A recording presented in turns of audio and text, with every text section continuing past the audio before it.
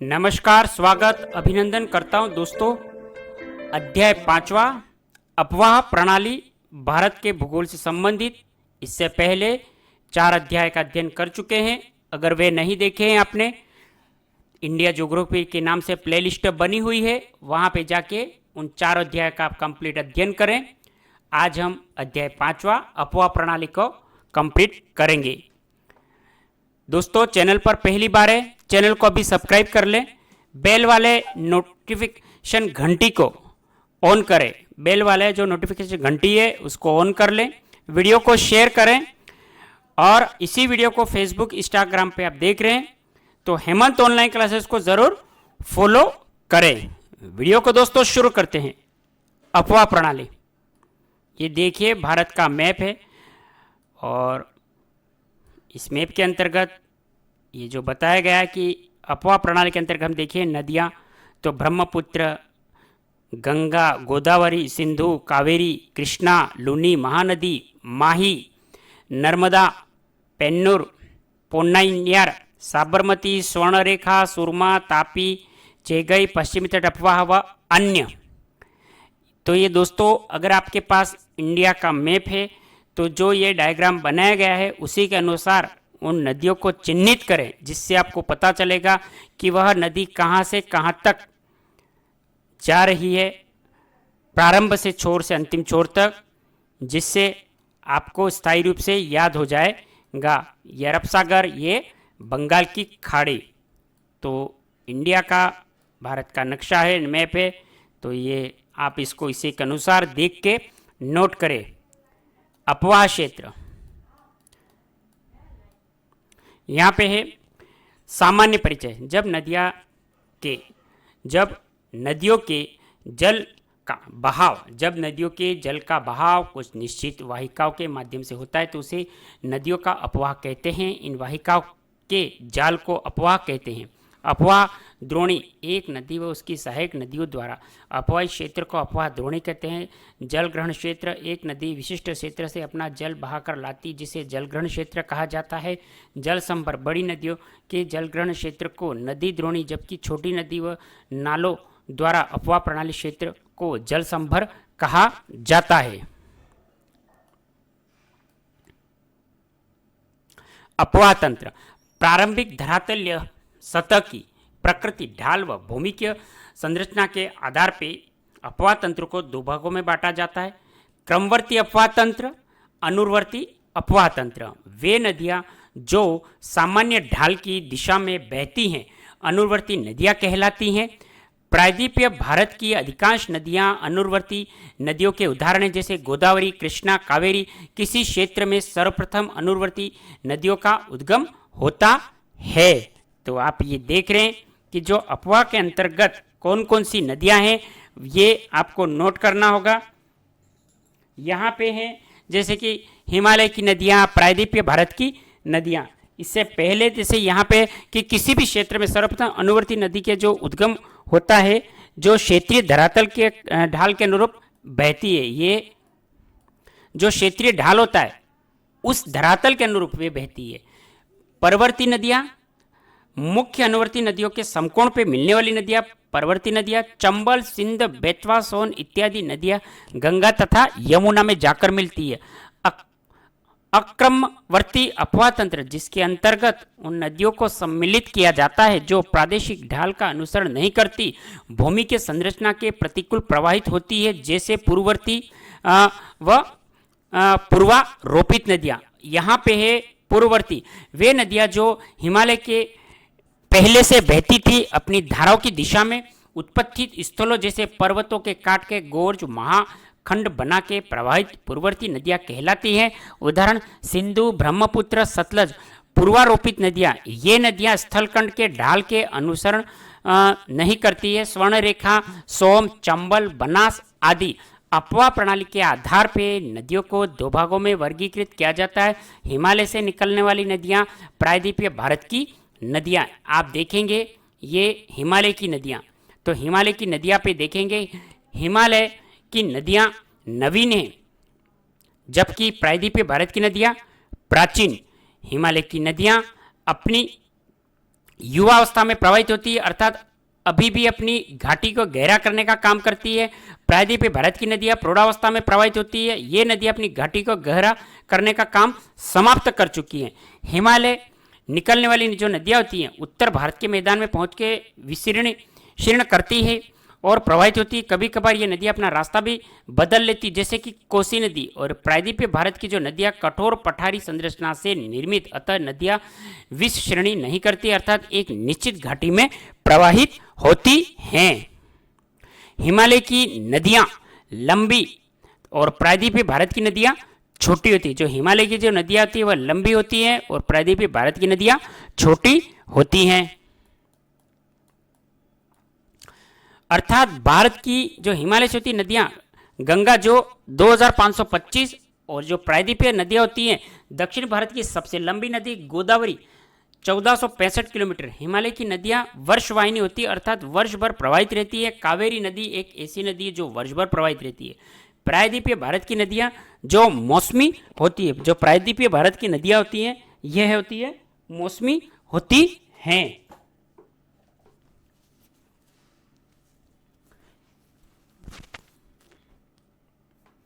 हिमालय से निकलने वाली नदियों को 3 तंत्रों में बांटा जा सकता है, जिसमें है आप देखेंगे सिंधु नदी तंत्र, गंगा नदी तंत्र, ब्रह्मपुत्र नदी तंत्र, सिंधु नदी तंत्र।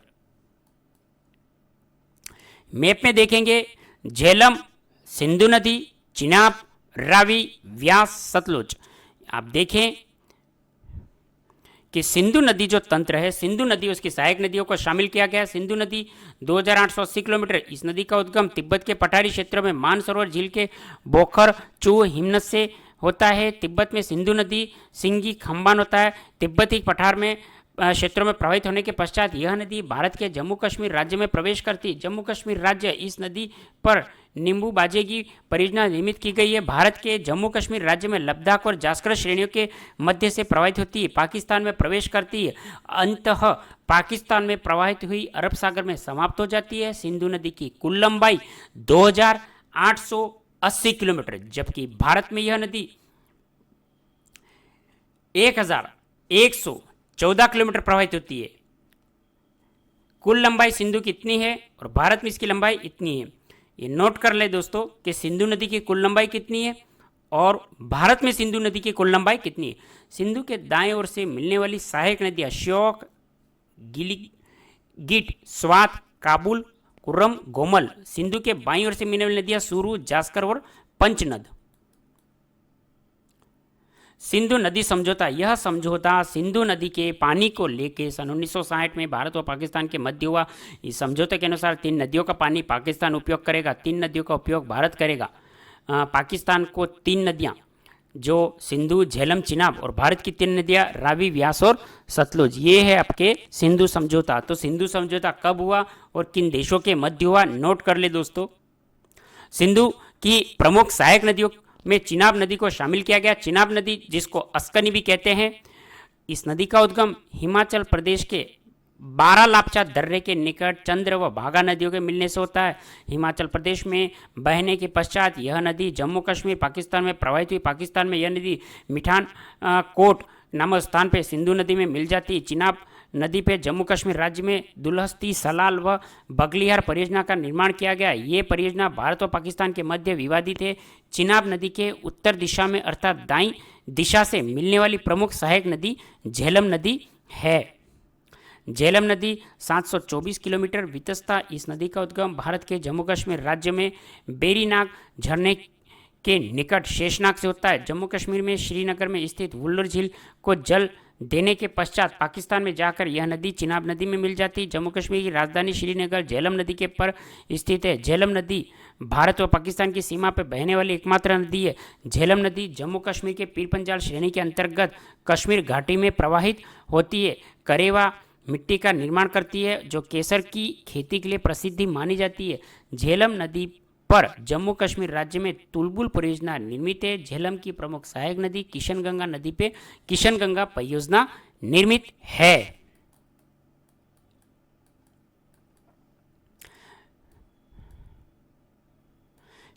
चिनाब नदी दक्षिण दिशा से बाईं दिशा में से मिलने वाली नदी जैसे रावी, सतलुज, चिनाब जो नदी है जो दक्षिण दिशा के अंतर्गत है, और उसमें बाईं दिशा से मिलने वाली जो नदियां रावी, सतलुज है। रावी नदी 725 किलोमीटर, जिसको रावी को परुषणी भी कहा जाता है। रीड 2018 में आ चुका है कि रावी नदी को क्या कहते थे, तो परुषणी। इस नदी का उद्गम भारत के हिमाचल प्रदेश राज्य में रोहतांग दर्रे के निकट से होता है। हिमाचल प्रदेश, पंजाब, पाकिस्तान में प्रवाहित होती है। पाकिस्तान में यह नदी चिनाब नदी में मिल जाती है। रावी नदी पे पंजाब राज्य में राणा रणजीत सागर बांध, थीन बांध का निर्माण किया जाता है। रावी नदी पीरपंजाल, धौलाधर के मध्य प्रवाहित होती है। सतलुज नदी, शतुद्री, इस नदी का उद्गम तिब्बत के पठारी क्षेत्रों में मानसरोवर झील के निकट राक्षसताल से होता है। यह सिंधु की ऐसी सहायक नदी है जिसका उद्गम भारत से नहीं होता। तिब्बत के पठारी भाग में प्रवाहित होने के बाद यह नदी भारत में शिपकीला दर्रा के माध्यम से हिमाचल प्रदेश में प्रवेश करती है। हिमाचल प्रदेश, पंजाब व पाकिस्तान में बहने के पश्चात पाकिस्तान के उच्च नामक स्थान पर यह नदी चिनाब नदी में मिल जाती है। सतलुज नदी पर हिमाचल प्रदेश में नाथपा झाकड़ी परियोजना, पंजाब राज्य भाखड़ा नागल परियोजना। सतलुज नदी पे प्रमुख सहायक जो नदी है वो व्यास नदी। सतलुज नदी की जो सहायक नदी है वो व्यास नदी है। व्यास नदी, जिसको विपाशा भी कहते हैं, इस नदी का उद्गम हिमाचल प्रदेश के रोहतांग दर्रे के निकट व्यास कुंड से होता है। हिमाचल प्रदेश, पंजाब में प्रवाहित होने के पश्चात यह नदी पंजाब के कपूरथला नामक स्थान पे सतलुज नदी में मिल जाती है। व्यास नदी पे हिमाचल प्रदेश राज्य में पोंग बांध व पडो बांध का निर्माण किया जाता है। गंगा नदी तंत्र में गंगा नदी व उसकी सहायक नदियों को शामिल किया जाता है। गंगा नदी का निर्माण दो नदियों के मिलने से होता है। ये देखिए गंगा नदी का जो अफवाह है, ये गंगा नदी का अफवाह आप देख रहे हैं, नोट कर ले दोस्तों। अगर मैप हो तो भारत का, जिसमें अलकनंदा, काली, करनाली, रामगंगा, गंडक, कोसी, गोमती, घाघरा, महानंदा, पद्मा और हुगली, ये सभी गंगा के अंतर्गत मिल जाती है। और यहाँ से चंबल, सिंध, बेतवा, कैन, सोन, ये भी इसके अंतर्गत आती हैं। आप देखेंगे इनका हम विस्तृत इसके बाद अध्ययन करने वाले हैं। ये देखिए अलकनंदा और भागीरथी।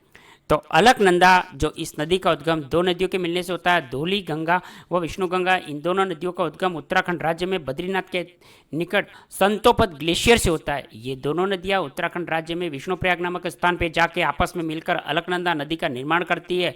अलकनंदा नदी में नंदप्रयाग स्थान पर नंदाकिनी, कर्णप्रयाग में पिंडार नदी, रुद्रप्रयाग में मंदाकिनी, काली गंगा पे आकर मिलती, देवप्रयाग पर भागीरथी आकर मिलती है। अलकनंदा व भागीरथी देवप्रयाग में मिलकर गंगा नदी का निर्माण करती है। भागीरथी, गंगोत्री, अलकनंदा, बद्रीनाथ व मंदाकिनी और केदारनाथ। भागीरथी नदी, इस नदी का उद्गम उत्तराखंड राज्य में गंगोत्री के तट पे गोमुख ग्लेशियर से होता है। उत्तराखंड राज्य में प्रवाहित होने के पश्चात उत्तराखंड राज्य में देवप्रयाग नामक स्थान पे अलकनंदा में मिल जाती है। अलकनंदा व भागीरथी मिलकर गंगा नदी का निर्माण करती है। अब भागीरथी नदी में उत्तराखंड राज्य के टिहरी नामक स्थान पे भील गना नदी आकर मिलती है। इन दोनों नदियों के संगम पे भारत का सबसे ऊंचा बांध टिहरी बांध 260.05 मीटर ऊंचा है। गंगा नदी अलकनंदा और भागीरथी मिलके गंगा नदी का निर्माण करती है। गंगा नदी उत्तराखंड, उत्तर प्रदेश, बिहार, झारखंड, पश्चिम बंगाल में बहने के पश्चात गंगा की नदी की दो शाखाओं में विभक्त हो जाती। इसकी एक शाखा पश्चिम बंगाल में ही समाप्त हो जाती है, जिसे पश्चिम बंगाल में हुगली नदी के नाम से जाना जाता है। इसकी दूसरी शाखा बांग्लादेश में प्रवेश करती है, बांग्लादेश में पद्मा के नाम से जाना जाता है। पद्मा नदी बांग्लादेश में जाके जमुना नदी में मिलकर पद्मा नदी का निर्माण करती है। पद्मा नदी बांग्लादेश में मेघना नदी में मिलकर मेघना नदी का भी निर्माण करती है। गंगा नदी पर उत्तराखंड राज्य का हरिद्वार, ऋषिकेश नगर है। उत्तर प्रदेश राज्य का इलाहाबाद, वाराणसी व कानपुर नगर, ये गंगा के नदी के तट पे। बिहार राज्य का पटना नगर, ये भी गंगा के तट पे। गंगा नदी की कुल लंबाई 2525 किलोमीटर है। गंगा के बाईं ओर से मिलने वाली सहायक रामगंगा, गोमती, घाघरा, गंडक, कोसी, महानंदा। गंगा के दाईं ओर से मिलने वाली नदियां यमुना, सोन, पुनपुन, रामगंगा नदी इसका उद्गम उत्तराखंड राज्य में नामिक गेशले से होता है और यह नदी उत्तराखंड राज्य के जिम कॉर्बेट नेशनल पार्क से प्रवाहित होती है। यह भारत का पहला नेशनल पार्क है जो उत्तराखंड राज्य में नैनीताल में स्थित है। उत्तराखंड में बहने के पश्चात उत्तर प्रदेश के मुरादाबाद, बदायूं, बरेली नगरों में बहने के पश्चात गंगा में मिल जाती। उत्तराखंड राज्य में इस नदी का पर रामगंगा बांध बना हुआ है। गोमती इस नदी पे उद्गम उत्तर प्रदेश में गोमठताल से होता है। उत्तर प्रदेश में लखनऊ व जौनपुर नगरों से प्रवाहित होती है। उसके पश्चात उत्तर प्रदेश में गंगा नदी में मिल जाती है। घाघरा नदी उद्गम तिब्बत के पठारी भाग के मानसरोवर झील के निकट से घाघरा नदी का उद्गम तिब्बत के पठारी भाग में प्रवाहित होने के पश्चात नेपाल, उत्तर प्रदेश, बिहार में बहने के पश्चात बिहार के जो छपरा नामक जो स्थान उस पर गंगा में मिल जाती है। घाघरा की प्रमुख सहायक नदियां राप्ती व सरयू नदी है। घाघरा की प्रमुख सहायक नदियां, इन दोनों नदियों का उद्गम नेपाल के हिमाचल पर्वत की श्रृंखलाओं से होता है। उत्तर प्रदेश में ये दोनों नदियां घाघरा में मिल जाती। अब है सरयू नदी, सरयू जो उत्तर प्रदेश के अंतर्गत है और इस नदी के उद्गम के स्थान पर अर्थात अयोध्या नगर, सरयू नदी जो उत्तर प्रदेश में है और अयोध्या नगर यही सरयू नदी के अंतर्गत आता है। गंडक नदी का उद्गम तिब्बत के पठारी भाग से होता है। तिब्बत के पठारी भाग में बहने के पश्चात नेपाल व बिहार में प्रवेश करती। बिहार के हाजीपुर, सोनपुर नगरी, वाल्मीकि राष्ट्रीय उद्यान से प्रवाहित होने के पश्चात बिहार के पटना के निकट में मिल जाती है। गंडक नदी पे नेपाल देश में गंडक परियोजना निर्मित है जो भारत व नेपाल के मध्य विवादित है। कोसी नदी, इस नदी का उद्गम तिब्बत के पठारी भाग में हिमाचल पर्वत श्रृंखला से होता है। यहाँ से बहने के पश्चात नेपाल, बिहार में बहती पटना के निकट गंगा में मिल जाती है। कोसी नदी पे नेपाल देश में कोसी परियोजना निर्मित है जो नेपाल व भारत के मध्य प्रवाहित है। कोसी नदी को बिहार का शोक कहा जाता है। महानंदा अर्थात इस नदी का उद्गम बंगाल राज्य में हिमाचल पर्वत श्रृंखला से होता है। यह नदी पश्चिम बंगाल के सिलीगुड़ी नगर में प्रवाहित होने के पश्चात बिहार में प्रवेश करती है और यह नदी गंगा की एक शाखा पद्मा में मिल जाती है।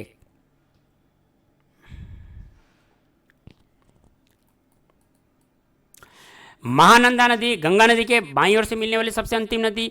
गंगा नदी के दाईं ओर से मिलने वाली नदियां यमुना नदी। अब गंगा नदी के जो दाईं ओर से जो मिलने वाली नदियां है जिसमें यमुना नदी पहले, इस नदी का उद्गम उत्तराखंड के यमुनोत्री के निकट बंदरपुर की पहाड़ियों से होता है। उत्तराखंड में बहने के पश्चात दिल्ली, हरियाणा, उत्तर प्रदेश, मथुरा, आगरा नगरों में बहने के पश्चात उत्तर प्रदेश राज्य के इलाहाबाद प्रयाग नामक स्थान पर मिल जाती है। यह गंगा नदी की सबसे लंबी सहायक नदी, लंबाई 1376 किलोमीटर। यमुना की सहायक नदियाँ चंबल, बेतवा, सिंध, कैन। चंबल नदी यमुना की सबसे लंबी व सहायक नदी जिसपे 4 परियोजना निर्मित, गंगा सागर मध्य प्रदेश, राणा प्रताप सागर, जवाहर सागर कोटा राजस्थान। बेतवा नदी पे उत्तर प्रदेश में 2 परियोजना निर्मित है। अब है माता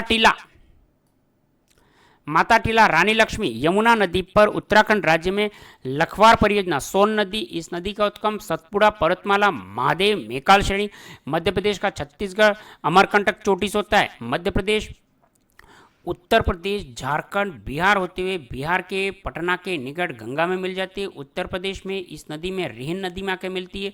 रिहिन नदी परियोजना में निर्मित की गई। सोन परियोजना मध्य प्रदेश राज्य में बाण सागर परियोजना है। अब है पुनपुन नदी, इस नदी का उद्गम छोटे नागपुर के पठारी भाग झारखंड राज्य में पलामू जिले से होता है। झारखंड व बिहार में बहने के पश्चात बिहार के पटना के निकट गंगा में मिल जाती है। ब्रह्मपुत्र नदी, ये आप देखिए ब्रह्मपुत्र नदी। अब है यहाँ पे संगपो, दिहांग, ब्रह्मपुत्र, मांजुली, पद्मा, जमुना, हुगली, मेघना, ये ब्रह्मपुत्र नदी कहाँ से कहाँ होती है और इसकी जो नदियाँ हैं ये देखिए। इसके अंतर्गत मिलने वाली सुंदरवन का डेल्टा, ब्रह्मपुत्र नदी में ब्रह्मपुत्र उसकी सहायक नदियों को शामिल किया गया है जैसे कि दिहांग, ब्रह्मपुत्र, मांजुली। ब्रह्मपुत्र नदी हिमालय के उत्तर में तिब्बत के पठार मानसरोवर के झील के निकट येमायुंगतुंग नदी से हिमनद से निकलती है। हिमालय के साथ साथ पूर्व दिशा की ओर प्रवाहित होती है। ब्रह्मपुत्र नदी के उद्गम स्थल पे चीन देश में सांगपो नदी के नाम से जाना जाता है। ब्रह्मपुत्र नदी हिमालय की सबसे पूर्वी चोटी नामचा बरवा के अंतर्गत है। चोटी के समीप अरुणाचल प्रदेश वृहद हिमालय को काटकर एक गहरे गर्ज का निर्माण करती है जिसे दिहांग गर्ज के नाम से जाना जाता है। दिहांग नदी अरुणाचल प्रदेश में बहने के पश्चात तब असम में प्रवेश करती। इस नदी में दिमांग लोहित नदी आकर मिलती है। तब दिहांग नदी के आपस असम में ब्रह्मपुत्र के नाम से जाना जाता है। इसके पश्चात असम में सदियों में घुबरी तक ब्रह्मपुत्र पश्चिम में रेम्प घाटी में प्रवाहित होती है। इस रेम्प घाटी में उत्तर में हिमालय व दक्षिण में शिलंग पठार है। असम व ब्रह्मपुत्र नदी गुम्फित जलमार्ग होती है। गुम्फित जलमार्ग ब्रह्मपुत्र नदी के बीच कई नदियां द्वीप पाए जाते हैं। इस नदियों को मांजुली विश्व का सबसे बड़ी नदियों का द्वीप कहा जाता है। असम में धुबरी के पश्चात ब्रह्मपुत्र नदी अचानक दक्षिण में मुड़कर बांग्लादेश में प्रवेश कर जाती है। बांग्लादेश में ब्रह्मपुत्र नदी को जमुना के नाम से जाना जाता है। जमुना नदी बांग्लादेश में पद्मा नदी में आकर मिलती है और पद्मा नदी का निर्माण भी करती है। बांग्लादेश में पद्मा नदी मेघना नदी में मिलकर मेघना का निर्माण करती है। मेघना अंत तक बंगाल की खाड़ी में जाकर समाप्त हो जाती है। अब है ब्रह्मपुत्र की सहायक नदियां दबांग, लोहित, तिस्ता, मानस, धनश्री, सुबानसिरी। अब है पहली है तिस्ता नदी। ब्रह्मपुत्र की सहायक नदी में पहला है तिस्ता नदी का। तो इस नदी का उद्गम सिक्किम राज्य हिमाचल प्रदेश के अंतर्गत थिम्पू ग्लेशियर से होता है। इसके पश्चात यह नदी पश्चिम बंगाल बांग्लादेश में प्रवाहित होने के पश्चात बांग्लादेश में यदि जमुना नदी में मिल जाती। तिस्ता नदी पे पश्चिम बंगाल राज्य में तिस्ता परियोजना निर्मित है। यह परियोजना भारत व बांग्लादेश के मध्य विवादित है। ब्रह्मपुत्र की सहायक नदी सुबानसिरी नदी पर अरुणाचल प्रदेश सुबानसिरी परियोजना से निर्मित है। प्रायद्वीपीय भारत की नदियाँ प्रायद्वीपीय भारत की नदियों को दो भागों में बांटा जा सकता है। बंगाल की खाड़ी प्रवाह मार्ग की नदियाँ, अरब सागर प्रवाह मार्ग, बंगाल की खाड़ी के प्रवाह मार्ग की नदियाँ। अब यहाँ पे आप देखेंगे कि स्वर्णरेखा, ब्रह्मणी, महानदी, वैतरणी, गोदावरी, कृष्णा, पेन्नार, कावेरी, वेगई और ताम्रपूर्णी। दामोदर नदी का उद्गम झारखंड राज्य में छोटा नागपुर के पठारी भाग से होता है। छोटा नागपुर के पठारी भागों के बीच पूर्व दिशा की ओर प्रवाहित होती हुई पश्चिम बंगाल राज्य में गंगा की एक शाखा हुगली में मिल जाती है। पश्चिम बंगाल को दामोदर नदी का शोक कहा जाता है। दामोदर नदी पे नदी घाटी परियोजना जो स्वतंत्र भारत की पहली बहुउद्देशीय नदी घाटी परियोजना है। स्वर्णरेखा नदी जिसका उद्गम झारखंड राज्य की राजधानी रांची के पास होता है। झारखंड पश्चिम बंगाल उड़ीसा में प्रवाहित होती है। पश्चात उड़ीसा के तट पे अपना मुहाना बनाती है। झारखंड का जमशेदपुर नगर इसी नदी के किनारे स्थित है। जमशेदपुर में लौह इस्पात उद्योग प्रमुख कारखाना टिस्को स्थित है। इस कारण कारखाने का रासायनिक कचरा स्वर्णरेखा नदी में गिरने के कारण प्रदूषित नदी होती है, जिसके कारण स्वर्ण नदी में जलीय जीव नहीं पाए जाते, अतः इसे जैविक मरुस्थल कहते हैं। झारखंड राज्य में स्वर्णरेखा नदी कर्क रेखा को 2 बार पार करती है। अब है वैतरणी नदी। वैतरणी नदी इस नदी का उद्गम उड़ीसा में क्योंझर पठार से होता है और उड़ीसा में ही समाप्त हो जाता है। ब्रह्मणी नदी इस नदी का उद्गम झारखंड राज्य में रांची के पास होता है। उड़ीसा के तट पे अपना मुहाना बनाती। 3 नदियां छोटा नागपुर के पठार में प्रवाहित होती। दामोदर, स्वर्ण रेखा, ब्रह्मणी। जब वैतरणी नदी उड़ीसा के प्रमुख नदी है। वैतरणी नदी उड़ीसा की प्रमुख नदी है। अब है महानदी। इस नदी का उद्गम छत्तीसगढ़ में रायपुर के निकट सिंहवा की पहाड़ियों से होता है। छत्तीसगढ़ उड़ीसा में प्रवाहित होने के पश्चात उड़ीसा राज्य में कटक के पास अपना डेल्टा बनाती है। यह नदी छत्तीसगढ़ राज्य में एक कटोरे के आकार के बेसिन का निर्माण करती है। इसी बेसिन में चावल की खेती की जाती है। अतः छत्तीसगढ़ को भारत का चावल का कटोरा कहा जाता है। उड़ीसा राज्य में इस नदी पे बालीमेला बांध व हीराकुंड बांध का निर्माण किया गया। उड़ीसा व संबलपुर व कटक नगर इसी नदी के किनारे स्थित है। हीराकुंड बांध भारत का सबसे लंबा बांध है। इसकी न्यूनतम लंबाई 4.5 किलोमीटर। इस नदी की कुल लंबाई 851 मीटर। प्रमुख सहायक नदी ईव, मंद, हसदो, शयोनथ, तेल, ओंग। गोदावरी नदी का उद्गम महाराष्ट्र राज्य में नासिक के निकट त्र्यंबकेश्वर पहाड़ियों से होता है और यहाँ से महाराष्ट्र के नासिक व नांदेड़ नगरों में प्रवाहित होने के पश्चात आंध्र प्रदेश के राजमुंद्री के निकट अपना डेल्टा बनाती है। भारत की दूसरी सबसे लंबी नदी है। भारत में दूसरी सबसे बड़े अफवाह तंत्र का निर्माण करने वाली दक्षिण भारत प्रायद्वीपीय सबसे लंबी नदी जिसकी लंबाई 1465 किलोमीटर। गोदावरी की नदी को बूढ़ी गंगा व वृद्ध गंगा भी कहा जाता है। गोदावरी के उत्तर दिशा में स्थित अर्थात बाईं ओर से मिलने वाली नदियाँ प्रवरा, पूर्णा, वैनगंगा, पैनगंगा, प्राणहिता, इंद्रावती। गोदावरी के दक्षिणी दिशा में और दाएं ओर मिलने वाली नदी मंजीरा, गोदावरी की सबसे लंबी सहायक नदी वैनगंगा, जबकि मंजीरा नदी एकमात्र ऐसी सहायक नदी जो दक्षिण में आकर मिलती है। कृष्णा नदी, इस नदी का उद्गम महाराष्ट्र राज्य में महाबलेश्वर की पहाड़ियों से होता है। महाराष्ट्र, कर्नाटक, तेलंगाना, आंध्र प्रदेश के पश्चात आंध्र प्रदेश के विजयवाड़ा के निकट अपना डेल्टा बनाती है। यह दक्षिण भारत प्रायद्वीप भारत की दूसरी सबसे लंबी नदी, लंबाई 1401 किलोमीटर। गोदावरी और कृष्णा नदी का डेल्टा आपस में मिला हुआ है। इन दोनों डेल्टा के मध्य आंध्र प्रदेश के कोलेरू झील में स्थित है। कृष्णा नदी पे तेलंगाना आंध्र प्रदेश की सीमा पे श्री झेलम बांध व नागार्जुन बांध का निर्माण किया गया। कृष्णा नदी की जो सहायक नदियाँ कौन सी है तो आप देखेंगे, पहली तुंगभद्रा, दूसरी कोयना, तीसरी भीमा, चौथी मूसी, पांचवी घाट प्रभा, छठी मालप्रभा, सातवीं दूधगंगा, आठवीं पंचगंगा। कर्नाटक राज्य में तुंगभद्रा नदी पे तुंगभद्रा परियोजना निर्मित। इस प्रकार महाराष्ट्र में कोयना नदी पे कोयना परियोजना, भीमा परियोजना स्थित है। मूसी नदी पे तेलंगाना, आंध्र प्रदेश में संयुक्त राजधानी हैदराबाद में स्थित है। पेन्नार नदी, यह नदी कर्नाटक राज्य के कोलारू की खान से प्रवाहित होती है, जो कृष्णा व कावेरी के मध्य प्रवाहित होने के पश्चात आंध्र प्रदेश में समाप्त हो जाती है।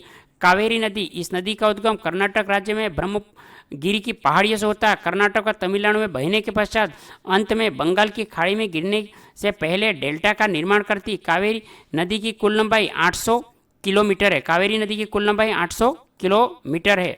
कर्नाटक राज्य में इस नदी पे कृष्णा सागर बांध है और नदी पे तमिलनाडु राज्य में स्थित है शिव समुद्रम जलप्रपात बांध का निर्माण भी किया गया है। किस पे तो कृष्णा नदी।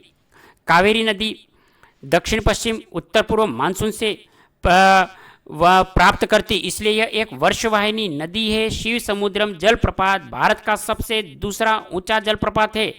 कावेरी नदी का उद्गम जलग्रहण क्षेत्र भारत के 4 राज्य जैसे कर्नाटक, केरल, पांडुचेरी, तमिलनाडु के अंतर्गत है। इस कारण यह राज्यों के मध्य एक विवादित नदी है। भारतीय संविधान का अनुच्छेद 262 अंतर्राष्ट्रीय नदी जल विवाद से संबंधित है। अंतर्राष्ट्रीय नदी जल विवाद के संबंध में अंतिम निर्णय भारतीय संसद का माध्य होगा। कावेरी की सहायक नदियां जिसमें काबिनी, भवानी, अमरावती, अर्कावती व लक्ष्मण तीर्थ है। वैगई नदी तमिलनाडु राज्य की प्रमुख नदी, तमिलनाडु राज्य के मदुरई शहर में स्थित है। ताम्रपर्णी नदी, इस नदी का उद्गम केरल राज्य के कार्डिमम पहाड़ी अगस्तमलाई चोटी से होता है और मन्नार की पहाड़ी में जल गिराती है। मन्नार की जो खाड़ी उसमें जल गिराती है। अब है अरब सागर के मार्ग में की जो प्रवाह वाली नदियां, जिसमें पहली है नर्मदा। नर्मदा नदी, इस नदी का उद्गम सतपुड़ा पर्वतमाला के महादेव व मेकाल श्रेणी मध्य प्रदेश छत्तीसगढ़ अंतर्गत अमरकंटक की चोटी से होता है। नर्मदा नदी और पश्चिम दिशा की ओर बहती है। मध्य प्रदेश, महाराष्ट्र, गुजरात में बहने के पश्चात अरब सागर में जाकर समाप्त हो जाती। मध्य प्रदेश का जबलपुर नगर इसी नदी के किनारे स्थित है। जबलपुर के निकट इस नदी पे धुआंधार जलप्रपात है। तो दोस्तों, धुआंधार जलप्रपात किस नदी के अंतर्गत है और किस राज्य के अंतर्गत आता है, कमेंट करें। धुआंधार संगमरमर जलप्रपात भी कहा जाता है तथा कपिलधारा जलप्रपात भी स्थित है। इस नदी पे मध्य प्रदेश में इंदिरा सागर परियोजना, जिससे बनने वाला इंदिरा सागर जलाशय भारत की सबसे बड़ी मानव निर्मित झील, गुजरात राज्य में नवागांव के निकट इस नदी पे सरदार सरोवर बांध है। सरदार सरोवर बांध 4 राज्य की संयुक्त परियोजना, जिसमें पहला राजस्थान, महाराष्ट्र, गुजरात और मध्य प्रदेश है। नर्मदा नदी विंध्याचल पर्वतमाला, सतपुड़ा पर्वतमाला के मध्य में प्रवाहित भ्रंश घाटी का निर्माण करती है। अब है प्रायद्वीपीय पठार में अरब सागर का अपवाह तंत्र। ये देखिए प्रायद्वीपीय पठार, जिसमें लूणी, पश्चिमी बनास, साबरमती और माही, नर्मदा और ताप्ती। नेक्स्ट आप देखें मांडवी, जुआरी, शरावती, पेरियार, भरतपुजा, इदुक्की व पंबा। इसकी कुल लंबाई 1312 किलोमीटर है। हिरन, तवा, छोटा तवा, कोलार, कोंडी, नर्मदा की कुछ प्रमुख सहायक नदियाँ। ताप्ती नदी, इसका उद्गम मध्य प्रदेश बैतूल जिले के मुल्लाई पहाड़ियों से होता है। यह मध्य प्रदेश बैतूल, नेपानगर, बुरहानपुर नगरों से प्रभावित होने के पश्चात महाराष्ट्र, गुजरात में प्रभावित होती है।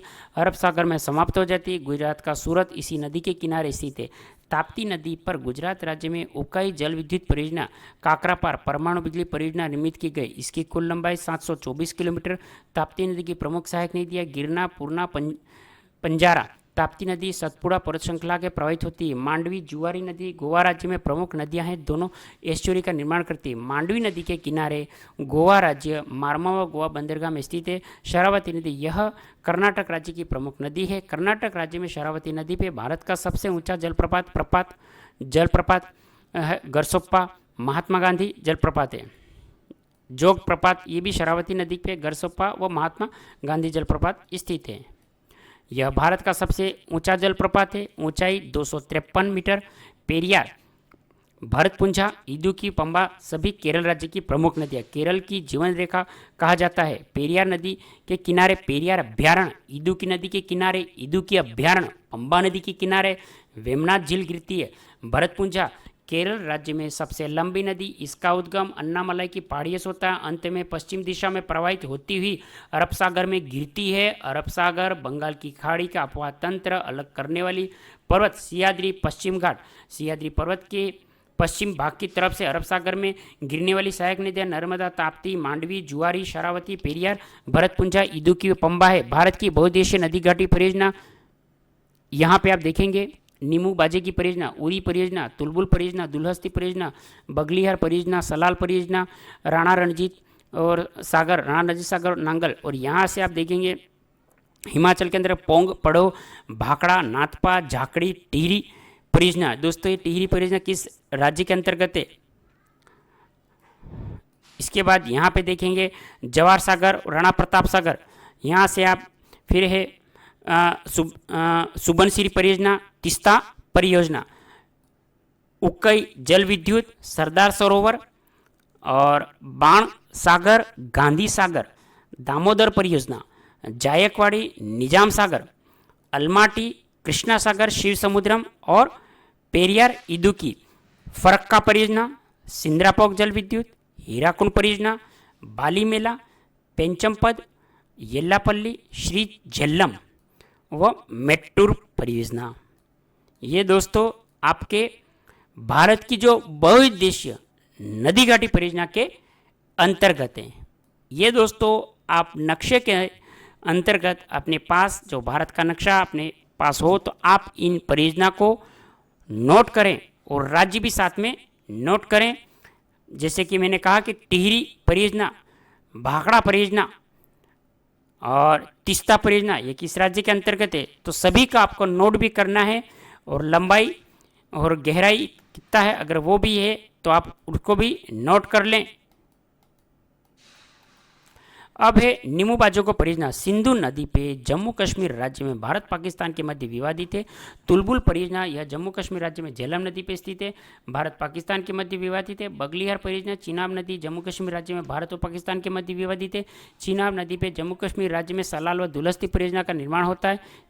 थीन रणजीत सागर परियोजना यह रावी नदी के पंजाब पठानकोट स्थान पर निर्मित है। पोंग व पंडो परियोजना यह व्यास नदी हिमाचल प्रदेश राज्य में की गई। नाथपा झाकड़ी परियोजना यह सतलज नदी हिमाचल राज्य में निर्मित की गई। भाखड़ा नागल परियोजना यह सतलज नदी पंजाब राज्य में निर्मित की गई। जवाहरलाल नेहरू इसे चमत्कारित विराट वस्तु के नाम से दिया गया था।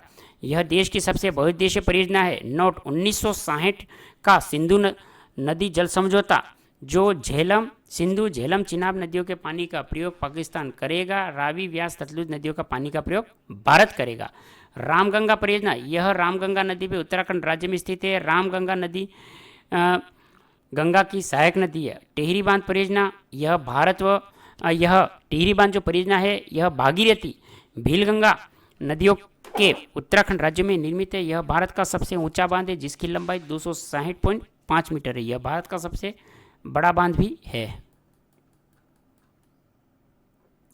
गंडक परियोजना गंडक नदी पर नेपाल नदी में निर्मित है। यह भारत नेपाल के मध्य विवादित है। कोसी परियोजना कोसी नदी पे नेपाल देश में निर्मित यह भारत व नेपाल के मध्य विवादित है।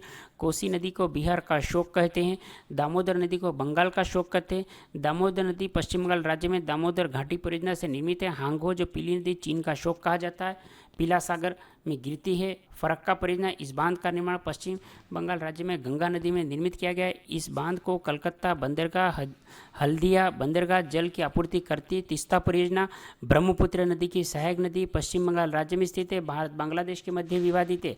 बाण सागर परियोजना, यह परियोजना गंगा नदी की सहायक नदी पर मध्य प्रदेश राज्य में, इससे जल की आपूर्ति मध्य प्रदेश, उत्तर प्रदेश और बिहार से की जाती है। सरदार सरोवर परियोजना, यह गुजरात राज्य में नर्मदा नदी व नवापांव स्थित निर्मित की गई। इस परियोजना से जल की आपूर्ति मध्य प्रदेश, गुजरात, महाराष्ट्र, राजस्थान को की जाती है।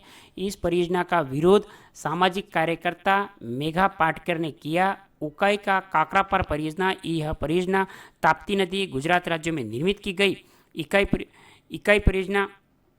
उकाई परियोजना एक जल विद्युत परियोजना है, जबकि काकरापार परियोजना परमाणु बिजली की परियोजना है। चंबल नदी पे निर्मित परियोजना, 4 बांध, जिसे मध्य प्रदेश राज्य में गांधी सागर में की गई है, और जो चंबल नदी पर किए जाने वाली परियोजना की सबसे बड़ी परियोजना है गांधी सागर, जो चंबल नदी के अंतर्गत बांध। राजस्थान का जो चित्तौड़गढ़ जिला, वहाँ पे चंबल नदी पे राणा प्रताप सागर बांध का निर्माण किया गया, जो राजस्थान में जल भराव की दृष्टि में सबसे बड़ा बांध है। कोटा जिले में चंबल नदी पे जवाहर सागर बांध, कोटा बैरेज का निर्माण किया गया। गांधी सागर, राणा प्रताप सागर, जवाहर सागर, गांधी सागर, राणा प्रताप, जवाहर सागर, तीनों बांधों से विद्युत का उत्पादन किया जाता है, जबकि कोटा बैराज से विद्युत का उत्पादन नहीं होता है। हीराकुंड व बालीमेला परियोजना, यह परियोजना उड़ीसा राज्य में महानदी पर निर्मित की गई। हीराकुंड बांध भारत का सबसे लंबा, जिसकी लंबाई 4.5 किलोमीटर। नागार्जुन बांध परियोजना, श्रीशैलम परियोजना, यह परियोजना कृष्णा नदी आंध्र प्रदेश तेलंगाना राज्य की सीमा पर स्थित है। इस परियोजना में दोनों राज्यों को जल की आपूर्ति की जाती। तुंगभद्रा परियोजना, यह तुंगभद्रा नदी पर कर्नाटक राज्य में निर्मित की गई। तुंगभद्रा नदी कृष्णा की सहायक नदी है। भीमा परियोजना, भीमा जो परियोजना है कृष्णा की सहायक नदी, यह नदी भीमा पर महाराष्ट्र राज्य में निर्मित की गई। मेट्टूर परियोजना, यह परियोजना कावेरी पे निर्मित की गई। नोट, कावेरी नदी जल विवाद कर्नाटक, तमिलनाडु, केरल व पांडिचेरी के मध्य स्थित है। भारतीय संविधान अनुच्छेद 265 के अंतर्गत अंतर्राज्यीय नदी जल विवाद के मध्य के अंतर्गत अंतिम निर्णय भारतीय संसद का मान्य होगा। रिहिंद परियोजना, गोविंद वल्लभ परियोजना, यह उत्तर प्रदेश की सबसे बड़ी परियोजना है। इसमें उत्तर प्रदेश मध्य प्रदेश की सीमा पर रिहिंद पे नदी पे पिपरी नामक स्थान पर रिहिंद बांध बनाया गया है। बांध के नीचे ओबरा में जल विद्युत गृह स्थापित किया गया है। मयूराक्षी परियोजना, यह इस परियोजना में पश्चिम बंगाल में वीरभूमि जिले के मयूराक्षी नदी पे एक बांध बनाया गया, जिसे मैसेनजोर, यह कन्नाडा बांध कहते हैं। दामोदर नदी घाटी, यह स्वतंत्र भारत की प्रथम बहुउद्देश्य परियोजना है। यह अमेरिका की टेंसी घाटी परियोजना की तर्ज पे बनाएगी। भारत सरकार द्वारा भूटान की चूखा कारीचू ताला परियोजना की भागीदारी की गई है। केरल राज्य में पेरियार नदी पे पेरियार बांध का इडुक्की नदी पे इडुक्की परियोजना केरल राज्य में निर्मित है। वह जास्कर नदी से सिंचाई व विद्युत का उत्पादन लद्दाख प्रदेश में किया जाता है। और यह जी आपको रीड प्री 2021 में आ चुका है।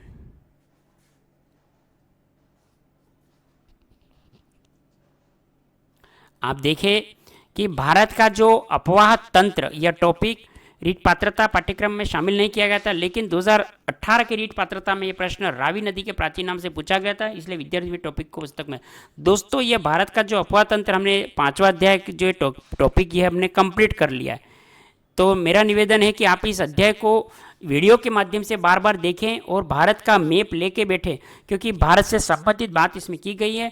जहां अफवाह तंत्र की बात है, तो जहां कौन सी नदियां कहां से निकलती हैं, किस राज्य के अंतर्गत है, कितनी बहती है, क्या लंबाई चौड़ाई, जो वीडियो में बताया गया उसके अनुसार आप मैप में नोट कर ले दोस्तों, जिससे आपको स्थायी रूप से याद हो जाएगा। जैसे कि गंगा की सहायक नदियाँ कहाँ है, गंगा को उद्गम से लेके गंगा किस सागर के अंतर्गत मिलती हैं, गंगा से बाईं ओर से मिलने वाली नदियाँ, गंगा से दाईं ओर से मिलने वाली नदियाँ, इन सभी को आप नोट कर लें। ये शानदार अध्याय, ये टॉपिक भारत का जो अफवाह है, ये हमारा कंप्लीट हो चुका है। अगला हमारा जो टॉपिक है भारत की झील, अध्याय कंप्लीट हो चुका है। वीडियो के माध्यम से आप बार बार रिवीजन करें। मैप के अंतर्गत नदियों को नोट कर लें, लंबाई चौड़ाई और बाईं ओर से मिलने वाली नदियाँ, सहायक नदियाँ, उन सभी को आप नोट कर लें दोस्तों।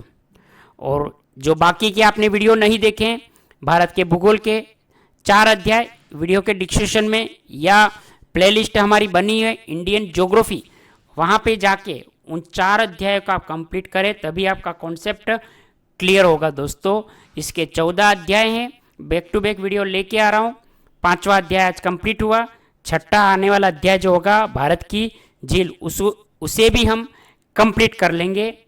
चैनल पर पहली बार है, चैनल को अभी सब्सक्राइब कर ले, बेल वाला नोटिफिकेशन घंटी को ऑन कर लें, वीडियो को अपने दोस्तों में शेयर करें जो तैयारी कर रहा है, क्योंकि भारत का जो ये भूगोल है ये आपके आईएएस, यूपीएससी और स्टेट पीसीएस के जो एग्ज़ाम होते हैं जिसमें जीएस से संबंधित भारत के अंतर्गत जो सामान्य ज्ञान में पूछा जाता है उसका महत्वपूर्ण टॉपिक है। चाहे वीडियो का एग्ज़ाम हो, लेखापाल का हो, first grade, second grade, CTET और स्टेट टेट जो हर स्टेट में होता है, महत्वपूर्ण है दोस्तों। आप इसको नोट कर लें, बहुत ही अच्छे शानदार टॉपिक है। 5 अध्याय कंप्लीट कर लिए इस पुस्तक के, आगे कुल इसके 14 अध्याय हैं। अगला अध्याय हमारा भारत की झील होगा, वह भी हम कंप्लीट कर लेंगे।